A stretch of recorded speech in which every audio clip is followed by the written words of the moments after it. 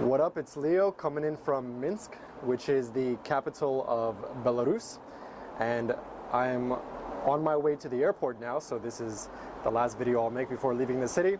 I have been here twice now for a total of 3 weeks. The reason I decided to come to Minsk was that it is one of the harder cities, or one of the harder countries to get into because of all the regulations involved. So for example, if you wanted to come here, you needed to do a visa, and then upon arrival you have to do registration. So there's all these little things you have to do. And let me just show you where I actually am. I'm renting an apartment for the second time now in the center of the city. So this is called Victory Square, or Ploshcht Pobeda, I think. I forget the actual name. And this is pretty much like center. I really enjoyed it. And things that I enjoyed about Minsk, and things that my opinion about Minsk.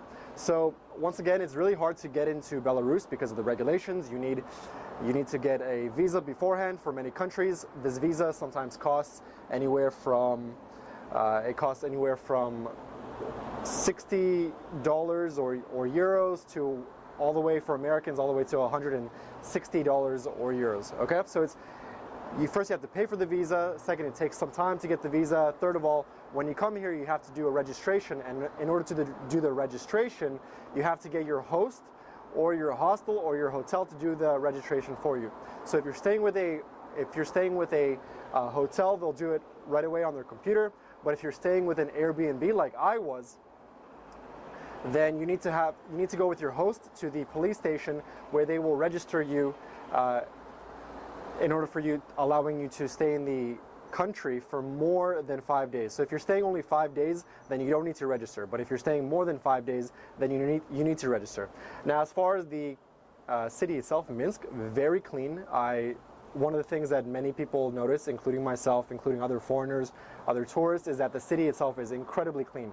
The grass is cut, the leaves are regularly picked up, the garbage, there's almost 99.9% no garbage on the streets. Okay, so let me give you a panoramic view of where we actually are. The center has a very Stalinistic architecture.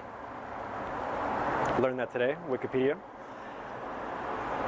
Anyways, also to come here as a foreigner, as a tourist, it's very inexpensive. Everything is incredibly cheap. Because of some kind of economic crisis that they had, they devalued their currency in half.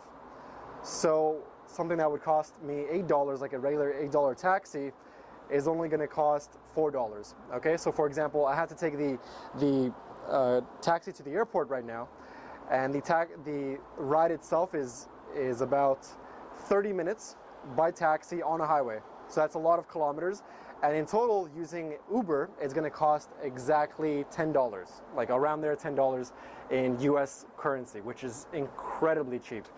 Now, so the city's clean, it's very inexpensive, it's very safe. Okay, as far as the center, I've only been staying in the center. Incredibly safe. There's no problems here. The infrastructure is great. Buying a SIM card is incredibly cheap. The architecture is nice in the center. It's you have your old architecture, and there's a little old town as well you can walk through.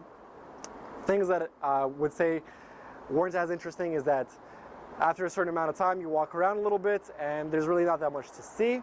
I went to the library. It's like this big disco ball-like building. They call it the giant disco ball.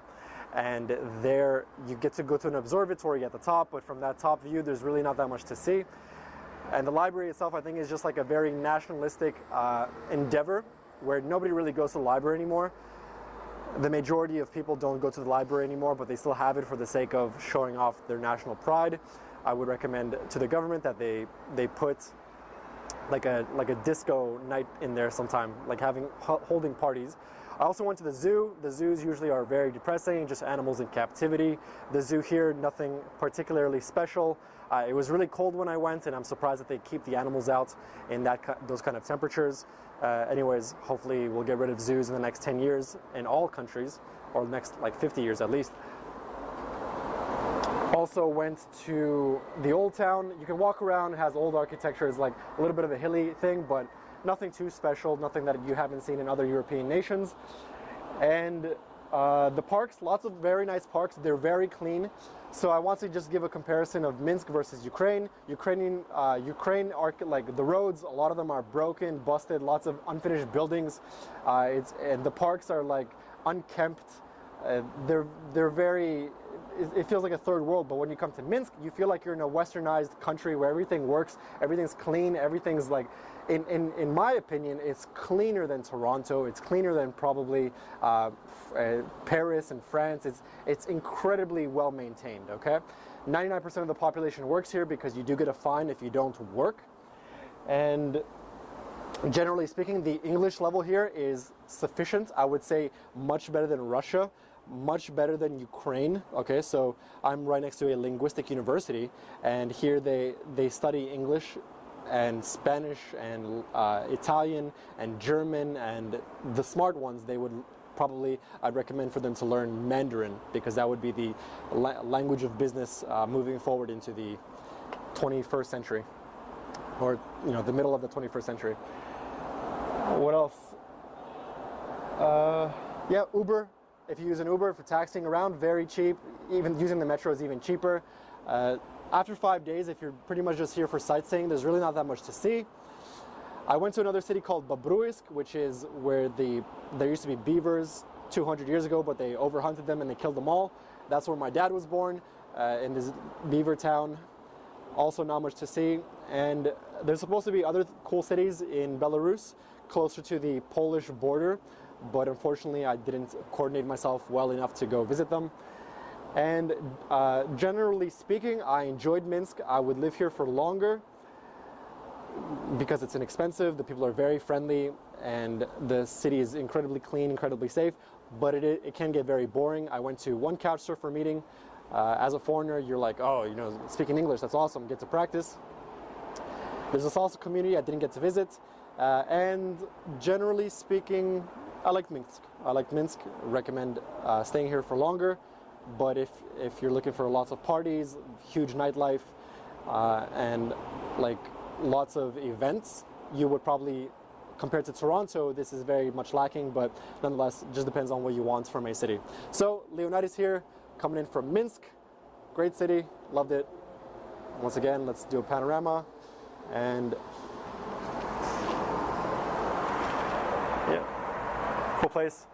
And I will see you in the next city, which will be St. Petersburg. I'm flying to St. Petersburg, the city where I was born. And we'll make a video from there. Salute.